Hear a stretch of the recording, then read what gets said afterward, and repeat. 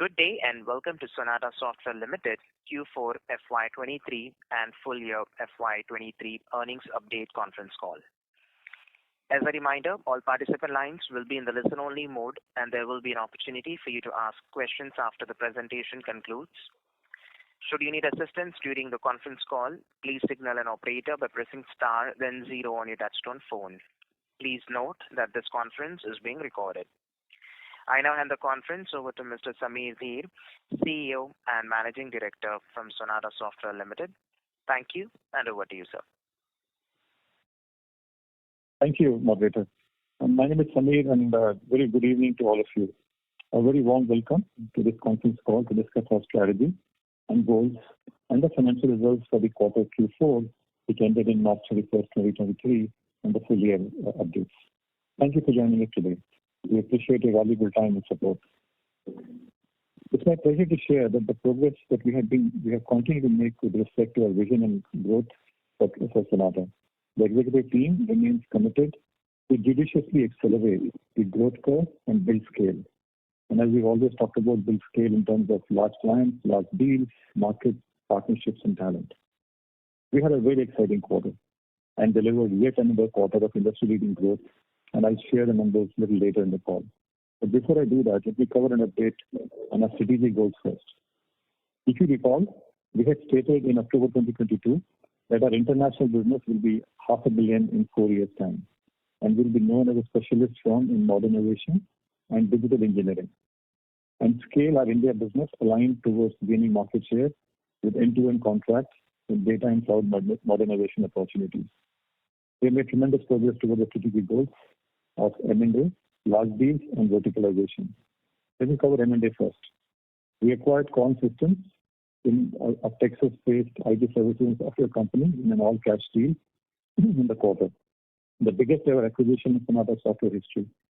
Corn had delivered $37 million in revenue and mid-30s EBITDA in FY 22. Corn brings 2 large clients to Sonata, which will be top 5 clients of Sonata from day one. And this aligns to our strategy to invest in BFSI and healthcare. One of the clients is a BFSI client and the other is a healthcare client. In the past 7 to 8 weeks, we made significant progress in integrating Corn into Sonata. At this point in time, I'm happy to report that from a go-to-market perspective, the 2 teams are fully integrated. We're working judiciously to create large deals, mid-sized deals, and really expanding our footprint into BFSI and healthcare, which was the strategic rationale of making the deal in the first place. And we'll report more on that as we move forward, but at this point in time, the go-to-market teams are fully integrated between Corn and Sonata teams. On the large deals, if you recall, when I came on board, I had shared with you a sharp focus on large deals, and we're very pleased with the progress we have made. Just to recap, we announced 2 large deals in Q2, 4 in Q3, and we're delighted that in the last quarter, we closed 3 large deals, and one of them is the largest ever deal for Sonata. Let me provide you a commentary on the 3 large deals we closed in the quarter. First things first, the largest ever deal of Sonata, which was a $160 million contract for 10 years, this client is backed by one of the largest private equity firms, have a very strong cash flow, and generating double-digit profitability. The client, which is a net new logo for Sonata, will make a direct into our top 5 clients list of Sonata. This 10-year strategic modernization deal will entail Sonata taking over all the technology towers, including people transfer, which supports our US localization strategy, and also we will be responsible for end-to-end IT modernization and transformation. This is end-to-end. That's the key word to emphasize here. We're building a single platform for a future for the client to modernize and transform their core application suite, creating an omni-channel and connected organization with a customer 360-degree view. We will bring our expertise and skills pertaining to Azure, AWS, enterprise data, automation, cloud optimization, and CRM as we deliver this program. Beyond this exciting deal, which we had talked to you about earlier, there are 2 other large deals we closed in the quarter, which also led our large deal pipeline which increased by about 12% from the prior quarter. The 2 other large deals we won, one is a large multi-year deal we won with a leading network service provider. Sonata signed a multi-year contract to partner on customer strategic business and technology transformation initiatives with a focus to deliver operational efficiencies and excellence leveraging our modernization capabilities. This is a multi-year contract. The third deal, which is a managed services deal for Microsoft platform, integrating Microsoft technologies and other IC solutions. This is a multi-year large deal as well, with one of the largest manufacturers outside of the US. Customer selected us as a strategic partner to support them on their modernization journey. Our robust solution, backed by our credentials with Microsoft product engineering and support, really helped us in this deal. So with that, our story, just to recap, of large deals continues to go strength to strength. 2 deals in Q2, 4 in Q3, and again 3 in Q4 with one of the largest deals ever in Sonata's history. From large deals, we move on to provide an update on the verticalization. As you recall, we have talked about driving sharper focus into new verticals as well as harvesting the existing verticals. The invest verticals we called out was BFSI and healthcare, life sciences. And the harvest verticals were TMT, which is telecom, media and high tech, and retail manufacturing. So let's talk about the invest verticals first. On the invest vertical side, we continue to build strong sales, delivery, and domain capabilities in these verticals. The BFSI vertical is constantly evolving and adapting to new technologies, regulations, and customer preferences. Our growth in banking industry in time to come will really be pivoted off these vectors. The banking industry has recently been facing some challenges, but the areas that we are focused on, which is in the consumer banking space and the regulatory space and data privacy space, the demand patterns continues to be robust to the norm. On the healthcare side, the industry is expected to continue to grow in the coming years, driven by demographic changes, technological advancements, and changing healthcare delivery models. The shift towards value-based care and technological advancements have led to the development of new treatments and medical equipment, which are some of the key factors leading to overall positive outlook in the healthcare industry. On the harvest vertical side, which was the strength of Sonata from a long time, which is TMT, retail, and manufacturing, we continue to see strong pipeline build and order book momentum across all the harvest verticals. Having said that, we have seen some softness in the high-tech industry, which is close to about 25-30% of our overall business, in a few select mid-clients where growth rates have reduced. They're still growing, but the growth rates have come down in the high-tech industry. But we remain overall positive, even in the high-tech sector, despite of those few clients that have showed some slowdown. With that, let me move to provide you an update on the scale. It is indeed a pleasure to inform that Suresh HP has joined us from Mindtree as the delivery head of Sonata, as Chief Delivery Officer for Sonata overall. With his rich experience, Suresh will enable Sonata to continue building an innovative and trusted delivery organization that inspires our clients and team members to deliver high-quality outcomes. This is a strategic hire for us, especially given our focus on large deals. We believe the capabilities and skills that Suresh brings to the table will really help us accelerate our large deal journey from a solution and capability point of view. Beyond that, we're increasing our investments in generative AI. We're very excited about this space in generative AI, and we continue to make significant inroads in the generative AI area. And we're happy to report that we won our first contract in the generative AI space in the past quarter. This is a marquee engagement for us to modernize the productivity requirements of our client using generative AI. We will continue to grow our India business with a sharp focus on annuity business. Our endeavor is to move up the value chain and make Sonata a preferred partner for everything related to cloud and data, and really continue to drive end-to-end contracts with these clients. We have kicked off our endeavor to build trusted partnerships with leading hyperscalers and other key players who can strengthen our modernization play. Happy to report with Microsoft, we are now a Microsoft Cloud Solution Partner and have completed 13 more advanced specialization with Microsoft. With AWS, we continue to go strength to strength and really working with them to drive a higher level of join with the market jointly with them. With that, let me move on to the talent. People success remains core to our success as we move forward, as we scale the company. We launched Sonata Career Academy to offer access to vast content and opportunities for Sonatians to learn the latest technologies and continue to remain value-added provider to our clients.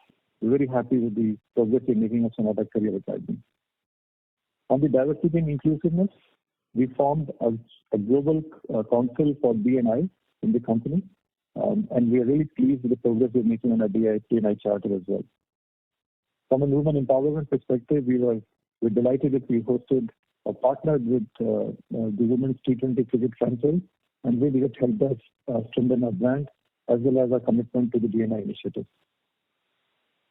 Based on the above updates and progress we have made, whether it is the M&A, which is the largest ever acquisition, whether it is the large deal, which is the largest ever deal in Sonata's history, whether it is the D&I investments that we are making, our teams have come up with this theme called Play Big campaign, and this is the Play Big Sonata that we have seen. We're very delighted with the progress overall we're making.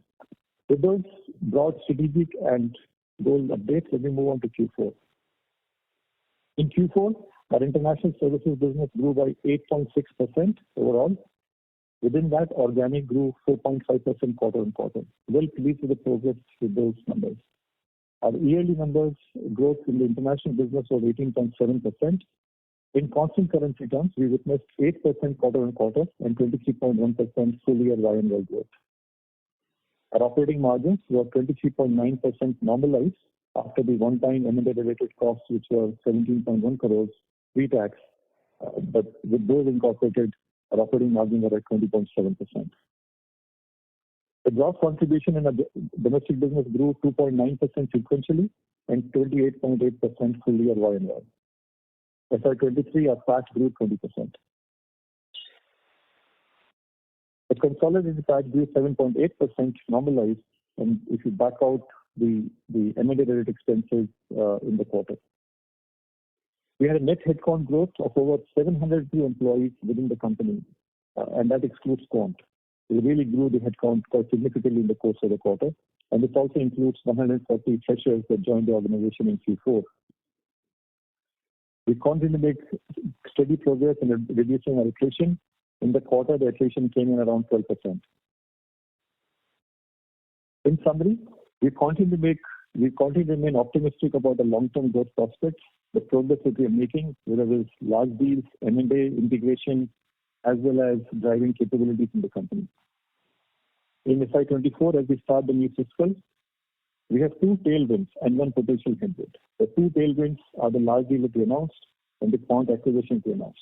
And then there is a potential headwind on the TMT softness in few select clients. All in, we expect to deliver a strong upcoming quarter and expect to stay bullish about our growth prospects in FY24. And we expect to deliver a top 25% quartile performance in the industry. With that, we remain on course for our 500 million goal and deliver a high growth in FY24, and this growth will be higher in FY23 in dollar terms. With that, thank you, and let me turn it over to Gagan for his comments on our financial performance. Yeah. Gagan? Thanks, Amit. Thanks for your update. Good morning, good afternoon, good evening, all. We had a very exciting quarter and delivered yet another quarter of industry-leading growth. It's my pleasure to present you the Q4/23 financial performance. The revenue for the quarter grew by 8.6% and quarter-on-quarter and 18.1% year-on-year. In rupee terms, it was 9% quarter-on-quarter and 28.9% year-on-year. In constant currency terms, we have witnessed 8% quarter-on-quarter growth and 21.2% year-on-year growth. Other metrics, consolidated EPS for Q4 was 8 rupees 10 paisa per share and Q3 was 8 rupees 40 paisa. Financial year 23 was 32 rupees 60 paisa compared to 27.2 per share last year. At the console level, ROC stood at 36.8%. There was a small drop in the ROC compared to last quarter. This was due to this additional capital employed of 4% during the quarter. 6% increase in the network and 3% drop in console PAT resulted in the decrease of RONW from 40% to 36.5% in this quarter. Profitability in Q4 PAT grew quarter-on-quarter 7.8%, normalized for one-time M&A related cost of 17.1 crores gross pre-tax, and the reported PAT declined by 3.3% quarter-on-quarter. For the financial year 23, year-on-year PAT grew by 23.5% on a normalized basis and 20% on a reported basis. Q4 consolidated PAT percentage was 5.8% against 5.2%. Normalized basis Q4 PAT stood at 6.8% compared to 5.2% reported last quarter. Q4 consolidated EBITDA percentage was 7.9% against 6.9% in Q3. On a normalized basis, consolidated EBITDA stood at 8.8%. International services EBITDA before Forex and OA reported was 20.7% against 23.8% last quarter. However, on normalized basis, we have improved 10 basis points, and the EBITDA before Forex and OA is actually 23.9% for this quarter. 350 bits quarter-on-quarter drop, mainly because of salary increments had a net impact of 97 basis points. One-time M&A costs, M&A and related costs was 320 basis points. Exchange realization on working days have given us a benefit of 56 basis points, and quant profitability impact was around 46 basis points. Here, in the exceptional headwinds for the due to M&A was actually the full quarter amortization impact was about what we are expecting from the next quarter. Just for the update of the analysts, we will have an amortization impact of around 9.5 crores per quarter. Then interest on the loan, what we have borrowed is roughly around 500, it's 5 crores. And the interest on deferred consideration, which is an accounting entry as per the NDAS and equivalent to IFRS. This amount is about 8.5 crores, and the total is about 23 crores impact every quarter. The interest on loan will come down once it started repay, when we start repaying the loan, and we are expecting to completely repay the loan in 12 to 15 months time. And the interest on deferred consideration will sharply drop after the first payment happens in the January, February of 2024. And further, it will keep coming when the amount is paid fully. This amount will completely go off. However, the net amortization amount may continue for a slightly longer period of time till the intangible assets are amortized. The domestic gross contribution grew 2.9% sequentially from last quarter, and full year was 28.8% year on year. Key updates apart from this financials what I have given, the utilization moved from 84.2% to 86.4%, led by optimization of the bench headcount and higher deployment. Added 15 new customers compared to 20 customers last quarter. Top 20 client concentration sustained at 62-66%. Number of $1 million customers have increased in Q4. 1 to 3 million was 43. Q3 was 37, and 4 increase from quant additions happened during this quarter. 3 to 5 million customers are 7. 3 increase, and out of that 3 was due to quant, and more than $5 million customers are 8. 5 in last quarter. 2 increase from quant. We have mentioned about the new industry vertical classification in the previous earnings call. TMT vertical has contributed to 31% of the revenue. Q3 was 33%, followed by 26% in retail, CPG, and travel and hospitality industry, which was 21% in Q3. Cloud and dynamic competency have contributed 36%, which was 35% in the last quarter, and 37% of the revenues respectively. So total headcount moved from 5,727 in Q3 to 6,429 in Q4. The net headcount growth of 702 employees within the company, excluding quant, it was 209 additions. In summary, we continue to remain optimistic about our long-term growth prospects. And for the quarter, for the year, the final dividend we have declared is 8.75 rupees. With this, the total dividend comes to 15.75 rupees for the whole year. And we continue to be very, very optimistic on the growth. And as Samir mentioned, we are very positive in the direction of achieving the $500 million in the next 3 years. Thank you all. And over for the question. Thank you very much. So should we start the floor for Q&A? Yes. Thank you very much. We will now begin the question and answer session. Anyone who wishes to ask a question may press star and one on the touchtone telephone. If you wish to remove yourself from the question queue, you may press star and two. Participants are requested to use handsets while asking a question.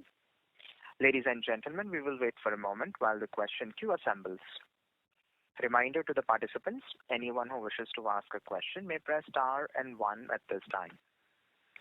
The first question is from the line of Vaidik Sarkar from Unifi Capital. Please go ahead. Hi, Sameer, Sujit, and Jagan. Congrats to you and the team on a very good print. A couple of questions.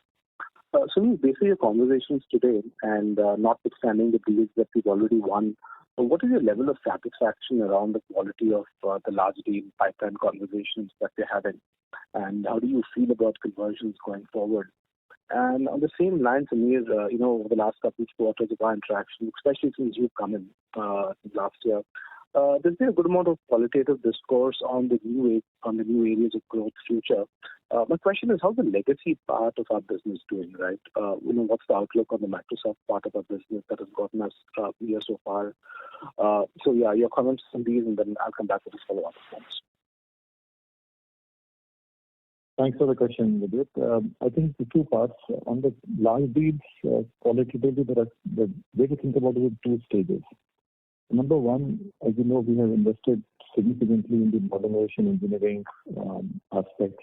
We continue to see a strong demand pattern on the modernization side, especially all industries which are consumer facing, which is whether it is retail, whether it is healthcare.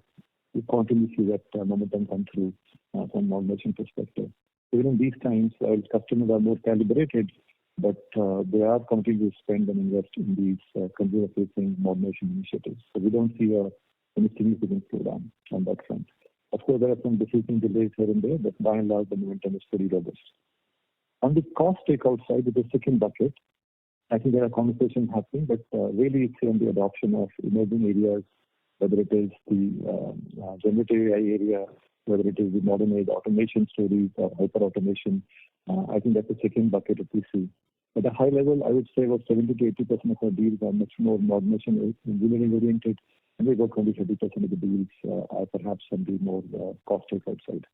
So that's the way to think about it. And I think we're pretty bullish about this because as customers continue to spend and refine their front stores, we believe we have an opportunity to leverage that capability and drive that acceleration from a large deal perspective. On the second part of the question about the Microsoft relationship that Sonata has enjoyed over 30 years, I think that continues to grow quite well. We are very happy about the progress we're making, and let me give you some color on that, Vijay. There are two parts. So there is, of course, the dynamics, which has been the strong suit of Sonata over the years. We are continuing to see a good pipeline build because Microsoft is themselves making good progress on the Dynamics sell-good relationship. And the second part is we are beginning to see adoption of Power Platforms, which is their low-code, no-code version of the tools. So we continue to see good momentum. And for one of the telecom clients, we've been commissioned to create a COE for them and the Power Platforms to drive the low-code, no-code adoption. Early days, we can't declare a full success on the low-code, no-code Power Platform as yet from a go-to-market perspective, but what we are seeing right now is quite tremendous progress in that sense as well. So that's helpful for me. In terms of the large $160 million deal that we've won, the very basic math suggests that starting Q4, the ramp-up works out to about 6% in sequential revenue growth. Is that math assumption right, or would you caution us on that assumption? Yeah, so I think the $160 million 10-year deal, I think it's pretty linear in nature. I think the first 1 or 2 quarters, the ramp-up will begin gradually, and then it will fully get ramped up by later in this year, sometime in the second half. So I think we'll continue to see that come through in the next, I would say, 1 to 2 quarters, the full ramp-up and scale of the deal coming through. But yes, beyond that, it should be pretty linear by and large. Of course, some seasonal effects happen with the retailer.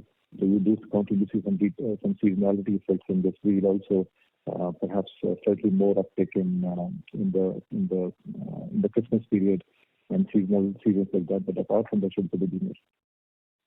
I'm sorry, did you say we begin to see a ramp up in Q2 or was it Q1? I'm sorry about repeating that. It's already ramped up. It's already ramping up now, but the full ramp up of the deal will happen in Q2 timeframe. It's already ramping up right now. Okay. So in terms of Q4, how many days of impact did that have? I'm just trying to see what the variability in Q1 will be. So Q4 was almost negligible to it. Sorry, come again? Q4 was almost negligible. I think we'll continue to see a big impact in Q1 and the final one in Q2. Got it. And the final question for Jagan, just to understand, did I hear it right? The non-cash impact starting Q1 will be about 23 crores a quarter. Is that right? Correct. You are right. Okay. And when below the EBITDA due to acquisition, and this is like except for the loan on the interest on the loan, the rest is more of an accounting entry, non-cash item. I understand. I missed the third component of that 23. So 9.5 crores on amortization, 8.5 on interest. What was the third component of that? There is an interest on loan. Loan is 5 crores. Okay. Thanks, gentlemen. I wish you all the best. Thank you. Thank you. The next question is from the line of Mohit Jain from Anand Rathi. Please go ahead. Sir, I missed the initial part, but did you say there is softness in travel vertical for 1Q? So first is, how should we read 1Q outside the large deal ramp up and quant acquisition? And second was related to this headcount. Was there some reclassification between domestic and international IT? Because now number looks like 300 plus. Initially it used to be around 170, 180. Let me take the first part and because they will take the second part of the question. So the first part, we continue to see good demand pattern across all industries. What I was alluding was on the high-tech side, Mohit. We are seeing in few clients there is some softness in decision delays. That's the headroom I was talking about. But apart from that, whether it is retail manufacturing, healthcare, life sciences, even banking, we continue to see a good strong demand momentum going on for us. It was not. So TMT is like almost 1/3 in that sense. So we should expect some impact there in the first half. Is that a fair assumption? Few clients here, but not the overall. The growth rates have come down. It's not that the growth is coming down. It's not that we're degrowing, but the growth rates have come down in the high-tech. And you do not see challenge in rest of the verticals like retail manufacturing? No, we're not seeing that. We're not seeing the challenge yet now. Second, you want to take the second part, please? Yeah, Mohit, can you repeat the second part of the question? So I was looking at this headcount split between international IT and domestic. So it looks like there is some reclassification of headcount between the two segments.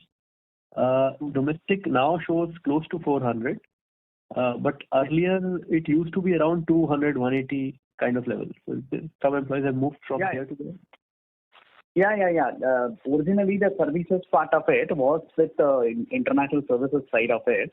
We have moved that people who are providing service which is integrated with the license sales. They were in the international business. Now they have completely been aligned to the India business only. So when you say services business, you are referring to the cloud part of it.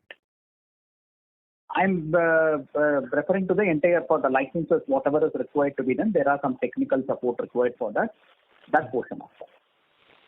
Okay, so when we are trying to calculate your, say, productivity, etc., we should only consider the headcount which is now disclosed in international IT, right? Correct. Yeah. Yes. You are right. Perfect, sir. Thank you and all the best. Thank you. The next question is from the line of Chirag Kacharia from Ashika Institutional Equities. Please go ahead. Yeah. So a couple of questions. Let's start with the international vertical first. What challenges do we see for FY24 and 25, with vertical-wise and geography-wise? Second, the acquisition which we have done, I guess it's the largest one in the entire Sonata history. So are there any couple more acquisitions do we considering in near future to expand our international services business? Third question, on supply side pressure, what catalyst or positive tailwind we are expecting in FY24 versus what we have badly experienced in FY22 or in 23? Yeah. Thank you. Let me take the question one by one. So, on the overall growth forecast and the pipeline that we are seeing at this point in time, across verticals and geographies, we continue to see a good pipeline build for us. Like I said, the only area we're seeing some softness in the high-tech space for a few customers where there are decision delays and the growth rates have come down to what it used to be. But beyond the high-tech or the TMT sector of Sonata, whether it is retail, manufacturing, whether it is banking, healthcare, life sciences, and emerging, all across, we are not seeing any softness at this point in time. Across geographies, the same story continues. Whether it is US, Europe, Far East, in Australia, and New Zealand and India, the growth momentum is relatively robust across all geographies. So we can't call out any particular geography which is either underperforming or completely not to our satisfaction. So we don't see that pattern as yet on that first question. On the second part of M&A, we've said this before, we will continue to look for assets and properties which are going to cover our right spaces in the modernization engineering space and the verticals that we are going after. At this point in time, we just announced an acquisition. We are really head down integrating that asset, and like I said earlier, we are fully integrated from a go-to-market perspective. Already, we want to maximize that integration and really deliver to the promise that we have. We feel is in front of us after integrating it. But beyond that, if there are good properties available, we're absolutely happy to consider and take it on value as long as it meets our strategic objectives of modernization engineering. And the third, because Jagan on the supply side, Jagan, you want to answer the supply side question, please? Yeah. Hello. You're able to hear me? Am I audible? Yes, sir. I can hear you. Yeah. The supply side, on the people supply side, your question was more on people supply side, right? Yes, sir. Yeah. Yeah. So the market has stabilized a little bit now, more now, and compared to what it was last year.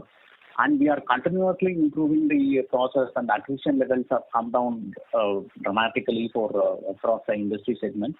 There are particular segments which is like a specialized segment where still there are some shortages, and we are still looking out for hiring people.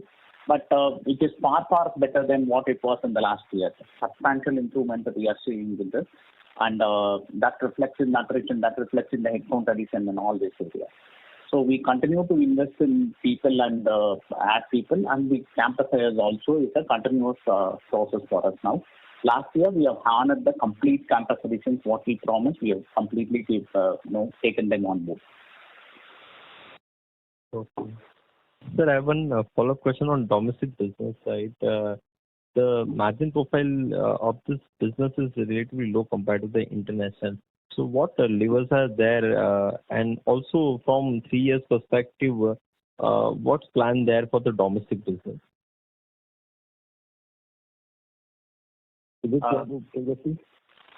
Yeah, Sumit, you will take. Yeah, I think Sujit on. Yeah, Sujit. Yeah. Yeah. Hi, this is Sujit this side. So, as you said rightly that obviously the margins are not comparable to the international business. That's true. That is the characteristics of the business, and that is known. As far as the levers are concerned, there are 2-3 things what we do to maintain or increase our margin. One is obviously to make sure that we get involved in the customer implementation process and the adoption process, which gives a little bit of advantage to us in terms of managing and increasing our margins, what we earn from the transactions. And the second thing what we do is that there are various schemes which comes out from the OEMs. What that means, the hyperscalers or the other OEMs whose product and technology we sell to the customers, and we make sure that all our GTMs are aligned to these new schemes and the new rebate programs which are there, and that helps us in building our better margin. And the third thing what we do is that to increase to enhance the competency level and to make sure that we are qualified and certified in the areas in which the OEMs are promoting their products. So these are the 3 things what we do to make sure that we maintain and increase our margins. And regarding the future view of the business, I think it's a growing market in India, and as Samir has already explained, we have put a lot of effort to have a very larger market share in terms of the annuity business. Currently, we are almost having 75% of our business as annuity business, and that gives us the levers to have a much larger growth because, once the base is there, we can focus a little bit more on the new accounts and the new customer package, and that is what we continue to do. Thank you. Thank you, sir. Thank you. The next question is from the line of Dipesh Mehta from Emkay Global. Please go ahead. Yeah, thanks for the opportunity. Couple of questions. First question is about the international business outlook. We aspire to reach 500 million by 26 end, which in a way implies 4.5% CQGR. I just want to get sense or overall thought process about M&A versus organic growth aspiration in this 4.5 kind of number. Second question is about the vertical wise. You partly alluded about challenges in high tech in some of the accounts. Do you expect it to? So, what's your sense about that weakness continuing? Whether you expect it to be temporary, or you think some of those things may continue for prolonged? Thank you. Thank you, Dipesh. So let me take both the questions. So the first one first. Yes, we have talked about $500 million in about 4 years' time in October 2022, which is still our goal to get there. And I think all the indications are we might get there slightly sooner than the 4 years that we had outlined.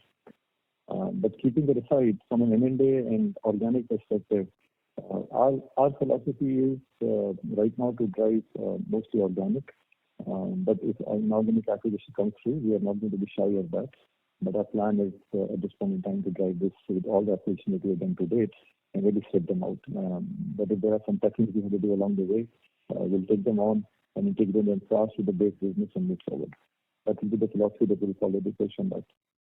The second point about the high tech, I think the trend we are seeing is the pipeline continues to be strong even in high tech. We are seeing some decision delays in few clients. Our sense is as far as we can see, we should start to see an uptick later half of this current fiscal, mid part of Q2 to late part of Q2. I think the high tech sector should come back to its original growth curve that we are anticipating. So we think it's about a couple of quarters of slowdown and decision delays at this point in time. It's hard to predict, but as I sit here right now, that's our current best estimate, Dipesh. Understood. Thank you. Thank you. The next question is from the line of Samir from ICICI Prudential AMC. Please go ahead. Yeah, thanks for the opportunity. Just one clarification. We have also highlighted that our total revenue on Sonata level is 900 million. This will reach 1.5 billion in next 3 to 4 years. So if I look at the implied growth for domestic business, this is only 10 to 15% growth versus the 30% growth that we are growing, that we are currently growing. So is there something I'm missing out on for the growth profile for domestic business for next 3-4 years? Yes, very great question. I think we should continue to look at these two businesses separate. Unfortunately, or possibly we provide consolidated numbers, but keep that consolidated numbers aside. The international business will get to 500 million mark in 4 years from October 2022 or sooner. And we're pretty bullish about the fact that that should happen. And we feel there is very low to limited risk unless, of course, market conditions dramatically change, and as we feel pretty strongly positive about getting to the point. And the domestic business, as we've always outlined, and I think Sujit answered this question earlier as well, that we should really look at the gross contribution in absolute numbers perspective. What we focus is to drive GC contribution, gross contribution from an absolute number perspective. Of course, we have to, from a consolidated perspective, take a look at the overall revenue. But those are the two broad metrics that we continue to focus and drive the percentage. Correct. And secondly, if you can show, I mean, I think you would have answered, but Sorry if I missed it. Any indication around how should be the growth profile in the domestic business from a gross contribution point of view? Or any commentary around that would help. Thanks. I would have Sujit take that, please. Sujit? Yeah. So if you see, for last few financial years, we have maintained a very healthy growth. And, this year also, year on year, I think we have around 23% of gross contribution growth. And going forward, we believe that we should be maintaining this growth momentum. Have I answered your question? Yeah, it does. And Samir, if you can speak about the average size of these deals. We have seen 9 large deals in last, excluding the one large deal that you have quantified already. What is the kind of average deal size of these? What is the average size of the deals? That is one. And second, if I look at the large deal, $160 million deal that you have pointed out, is this margin diluted at the start? Because that's how large deals typically work. So if you can comment around that, thanks. Yeah. So let me take the second question first and come to the first part. So the large deal that we announced is with a really massive client in retail space. They are highly profitable, double-digit profitability and a very strong cash flow. Our margin profile on the deal in itself is actually accretive in the 10-year period. It is better than the average margin profile of Sonata. Having said that, in year one, there will be dilution because we are doing transition and investments are there in the deal. But beyond that, in second year onwards, it will pick up. And as time progresses, we'll continue to increase the margin profile from the deal. So that's on the large deal in itself. From the other deal the 8 or 9 deals that you announced in the course of the year, I think these are all multi-million contracts. And it's hard to put a number because they start as modernization programs, but they are multi-million and multi-year contracts. And they are in multiple millions, that's all I can tell you. And where we can share numbers, we share with you. For example, the $160 million we could share, we have a very definitive number the client signed up with. But most of these are in that zone of, a couple of million a year, 3-year PCV type deals, and maybe slightly bigger, sometimes 3-year annual contract and a 3-year deal. So it's very hard to put a number, but it's in that zone of multi-year deals, multi-million, multi-year deals. Okay. And if you can comment around the growth rate of the run rate that Quant is running at. You saw we have the CY22 numbers that you disclosed, but if you can comment around the current growth rates in the Quant business, how it's trending right now. It's pretty much in line to what we outlined when we announced the acquisition 3 months back, Samir. I think they are in that zone of low 30s growth rate and low 30s EBITDA. I think that momentum will continue. There is a lot of synergy that we are driving on top of it, which will be as on top of it that we will drive collectively with them. So think of Quant on a standalone basis, which is also hard to differentiate now because it's fully integrated at this point in time. But we are confident they will deliver low 30s growth on their own as it was. Okay. And lastly, just to clarify, our wage hike is behind us, right? Q4 was our wage hike quarter, and that's behind us. Jagan, do you want to answer that, please? Pardon, your question again? Wage hike is already behind us, right? So Q4. Yeah. No. There's one part of wage hike is we have done in the quarter 4. There is one more part of wage hike that is for senior management. It's still there. Okay. All right. It will be roughly half of the 50-60% of the wage hike impact of what we have done in January. Okay. Got your point. Thanks for answering my question. All the best. Thank you. Thank you. Participants, to ask a question, you may press star and 1. The next question is from the line of Mihir Manohar from Carnelian Asset Management. Please go ahead. Hi. Thanks for giving the opportunity and congratulations on a good set of numbers. Largely, I wanted to understand the Quant Systems company that we acquired. So, there were 2 clients. One on the healthcare side and one on the BFSI side. These 2 large clients which we are looking at. So, just wanted to understand, what is our strategy in mining these accounts specifically? And, what kind of mining are we going to have? in these two large accounts? That was my first question. My second question was on the EBITDA margins. I mean, currently, the international part of the business, we are having 23 to 24% kind of EBITDA margins.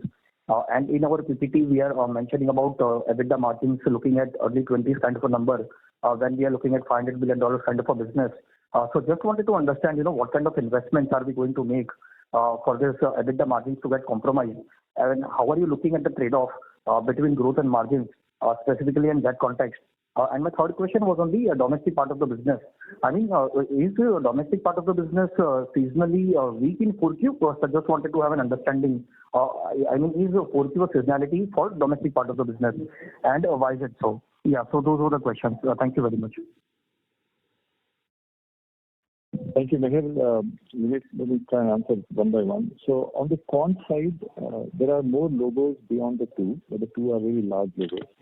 Our strategy is fairly simple. If you think of quant, they are experts in enterprise data and data privacy.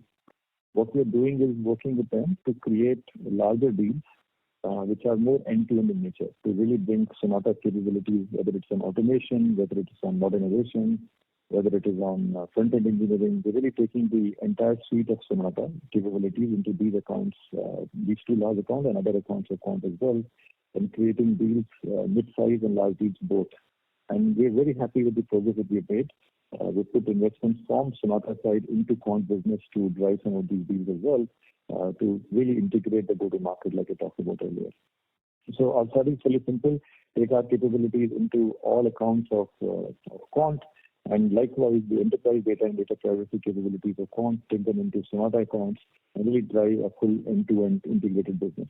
And like I said, we are very pleased with the progress that we have made in the last 6-7 weeks. At this point in time, the go-to-market is fully integrated. On the EBITDA side, I think we've called this out earlier as well. We will invest 1.5 to 2% of our EBITDA in terms of our go-to-market, large deal capabilities, and general capabilities broadening for Sonata as well. It's something that we outlined over 6 months back as well. And hence, we believe fairly confident we can still deliver despite those investments, low 20s EBITDA go forward as well. When you think of us, it will be a low 20s EBITDA company in about 3 years' time as we get to the 500 million mark. I'm talking international business alone in that sense. So this I think is a pretty good trade-off, because we're really investing the cash we're generating and investing back in the business to really drive growth and take market share aggressively. As we know, as you've probably seen competition commentary, most of the competition is declaring slowdown in the coming year, but we are fully burned about what is in front of us in the year. And that's really driven by our large deal investment, our M&A investments, and another investment we made to really broaden the services. Of course, we are cautiously watching the high-tech space, and I alluded to this earlier. The next 2 quarters, we are seeing some softening in few clients in high-tech, but beyond that, it's a pretty solid momentum that we continue to see. That's the second part of the question. On the third, on domestic, I'll start and maybe Sujit can build on this. The business in itself has seasonal contracting and billing cycles. It generally come around in Q3 of the fiscal year, and Q4 seasonally also is a relatively different quarter compared to others. But if you really look at Q4 YoY, we have done very well in domestic business as well. I think YoY our business will be 31% plus higher. So if you take the seasonality factor of Q3 out, the business continues to go to robust and pretty bullish about it. So that brings me to Sujit wants to add a few points on that. Sujit? Yeah, just to add what Samir said, yes, there is some kind of seasonality in the sense that, especially on the revenue side, what happened, there can be some quarters, as you are saying, especially in the Q3, there are multiple very large contracts which are there in that particular quarter. And because our annuity business is so high, what happened year on year, the same large contracts get built in that particular quarter. And it also depends on, on our OEM with whom we were working. A lot of time what happens based on their financial year end, there are many large deals can get concentrated on a particular quarter. So that is what you see specifically in the between Q3 and Q4 you was explaining. And in our business, we don't have too much of control on the revenue. So what basically we try to make sure that we focus on the margin and return on capital employed. And because, it is a little bit difficult to control the size of the contract what you are getting. As a business, what we really focus is having good contract and good margin. Hope I have answered your question. Yeah, sure. Yes, that's really helpful. Thank you very much. And best of luck for the overall journey. Thank you. The next question is from the line of Pallavi Deshpande from Samiksha Capital. Please go ahead. Yes, sir. Just wanted to understand on the acquisition side, are we looking to do more acquisitions, and what would be the timeline for the same? Yeah, thank you for your question. I think our strategy is to really look for properties which help us clear the white spaces in the modernization engineering space, and we'll continue to do so. But at this point in time, like I did earlier, we just done the largest acquisition ever in Sonata. We are head down making sure that we maximize the opportunity in front of us in the quant integration and go to market. And that's really where our focus is. Having said that, if you do intercept a company which is of interest and helps us sell our white spaces from a modernization engineering perspective or vertical point of view, we'll be happy to consider it. But that will be more that it meets the need rather than look for an acquisition proactively ourselves. Right. That's the same strategy mentioned. Right. And so earlier you mentioned about yes, that answers that question. I had a second question, if I may. On the generative AI. Yeah, on the generative AI side, you mentioned earlier that the contract sizes. So I was wondering if you could share what is. Yeah, no, we're very excited about the generative AI space. I think there are two ways to look about it. First of all, we have implemented several use cases within Sonata on generative AI ourselves, working with some of our partners. But beyond that, we have had two significant wins in the generative AI space. One, which is more on the driving the productivity in a customer support area for a customer, to use generative AI to drive high level of productivity using the generative AI capabilities. That's one contract that we have won. And the second is in the healthcare space, which is what we call a safe GPT, which is really using providing the security cover using the generative AI content. So that's the second one that we have won in the course of the quarter. Right, sir. Thank you so much. Thank you. The next question is from the line of Dhwanil Chawla from DN Trading. Please go ahead. Hi. Employee cost. As I heard earlier in the call that only agreement has been processed in this results. I just wanted to know that when will the be seen in this result in the results? I mean which quarter? And to what tune does it actually affect our margins or our productivity? Yeah, Samir, I'll take the question. The increment for the second part of the senior management will be in Q1 of this year, and it will be roughly about half of the impact what we have given for the what increment in Q4 what it has. Okay. I mean, apart, there are no out of the cycle, increases in the employee cost which we are featuring right now, right? Yeah, that's what I was mentioning also. The people supply side of it has improved dramatically compared to what it was last year. So we are not giving out of cycle kind of a thing at present. Hello. The people supply side and the attrition has come down, and people supply side has improved a lot this year compared to last year. So there is no expectation of out of cycle increments for anybody now. Okay. Thank you. That's great. All the best for the coming quarters. Wonderful set of numbers. Thank you. Thank you. Ladies and gentlemen, that was the last question for today. I would now like to hand the conference over to Mr. Samir Dher for closing comments. Thank you, and over to you, sir. Thank you, operator, and thank you all of you for joining the call and for your valuable time. Like I said earlier, we are very excited about the quarter we just closed. So some very exciting things happened in the quarter. We closed the largest contract, we closed the largest M&A, and we continue to see a good momentum. There are two strong tailwinds behind us based on the large deals in the M&A, and then there is a small headwind of this high tech for the couple of quarters that we in front of us. But overall, we continue to be very bullish about our business momentum, both on the domestic side and the international side. And we really thank each one of you for your support in the journey. Thank you. Thank you. Thank you. With that, thank you. Thank you. Ladies and gentlemen, on behalf of Sonata Software Limited, that concludes this conference. Thank you for joining us, and you may now disconnect your lines.